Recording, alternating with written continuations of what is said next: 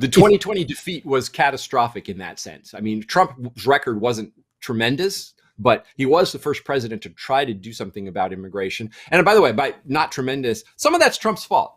Okay. I think there are certain things he tried to do that he couldn't get done because of deep state opposition, but then he would shoot himself in the foot by saying like, oh, we want to triple legal immigration or whatever, which I think A, is bad policy, but B, was also definitely not what his base wanted or wanted to hear. So, a combination of his own mistakes and entrenched opposition made his 4-year record less fulsome than it otherwise could have been on this question. We still would have been better off had he gotten a second term and been able to build more wall, do more reform.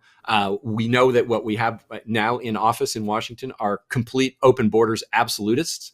And I think we're going to see really, really massive and rapid demographic change in this country over the next 4 years. And really, I mean, over the next however many years. I don't expect a Republican president ever to be elected again. And I don't expect an immigration restrictionist ever to be elected again. So the United States is going to be, unless people just decide they no longer want to come here because we look so stupid or we're so dysfunctional.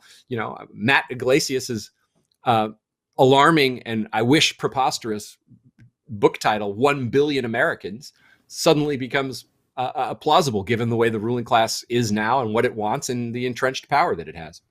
I have a feeling, and I know other people have it. It's like, if we're living in a mistake or a lie, isn't that a problem?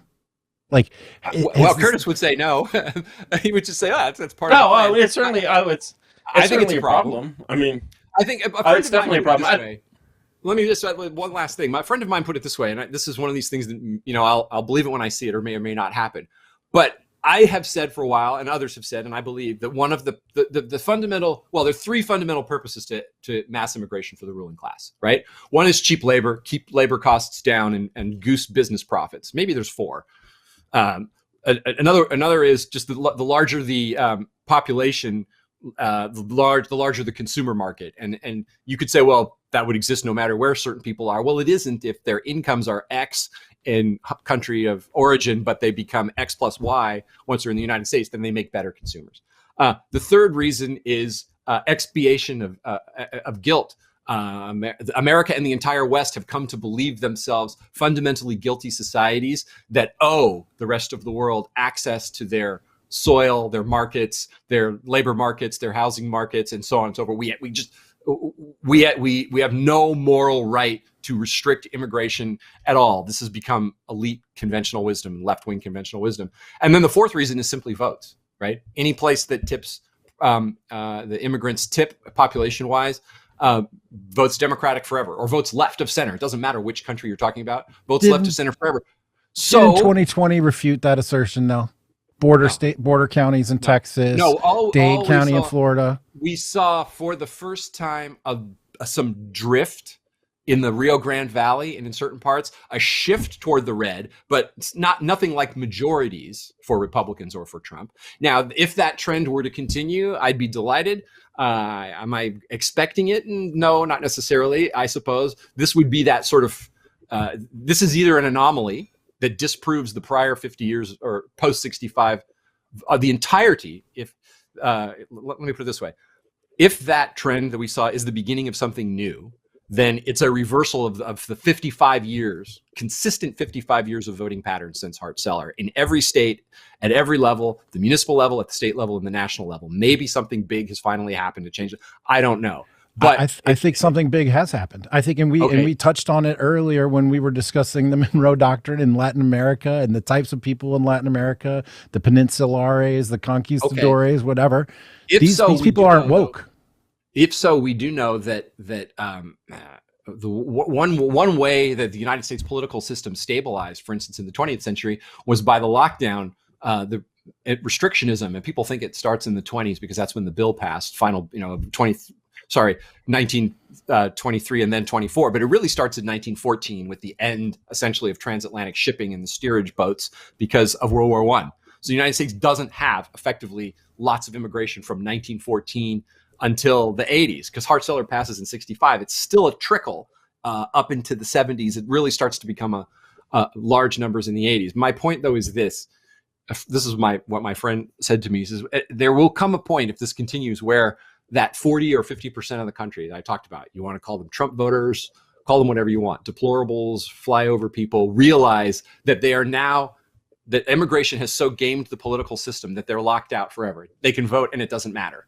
It's like voting, what the left would like is to make national votes like voting statewide in California or New York.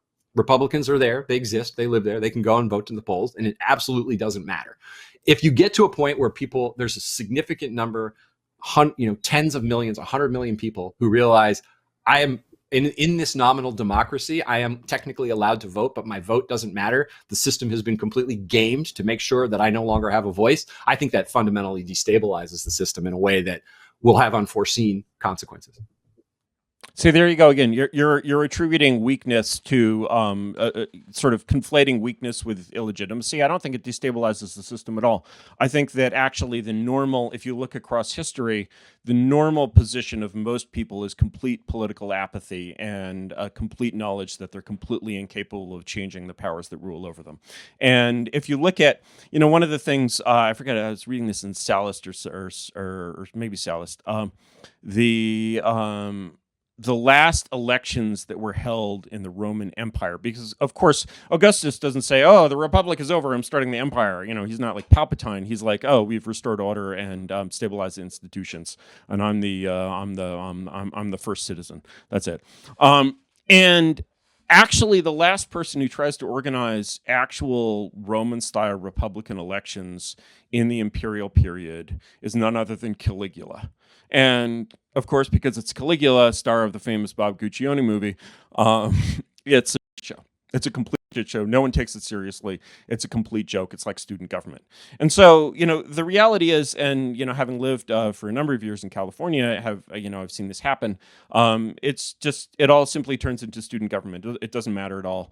No one has any sort of, they have this very mild relationship to it. I was just reading a piece that was about, I think the title, it was linked on Hacker News, and I think the title was "How to Do Democracy in a One-Party State." And they interviewed a bunch of Japanese voters, and they're like, how do they choose who you vote for, given that, like, your government never changes? And they're like, "Oh, I follow this very carefully, and I vote for," they sort of follow all these kind of cargo cult rituals as though, they mattered. They treat it more and more like a sports game, and in fact, it doesn't matter. So, that's I think that when you say, "Oh, disenfranchising all of these people will naturally lead them to, revolt." No. I did not say it will naturally lead them to that. I said it but okay. Curtis, I don't think it can. I don't think it can. Between you and I, another difference between you and I is you seem to have a static view of the so-called common people, that they're always the same in all times and places. Mostly they are, I would say, apathetic and apolitical. No.